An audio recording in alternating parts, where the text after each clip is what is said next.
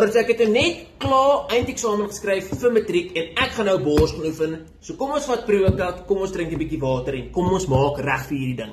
Hierdie pre-workout is deur Nutrotech. Dit is soos 'n focus heavy pre-workout want daar is nie baie kafeïne in nie en ek het bietjie na dit toe geswitch want ek het vir baie lank baie hoë kafeïne pre-workouts gebruik.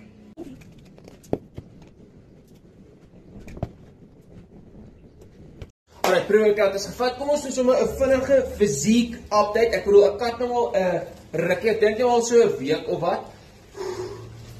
Ek is aansienlik leaner.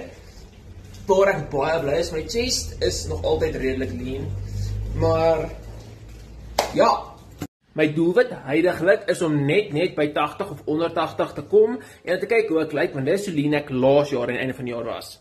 As ek groot genoeg is, dan gaan ek volgende jaar compete en as ek klaar by 80 dan begin prep, as ek redelik lean, dan kan ek gemaklik prep. Maar ja, my mense, lekker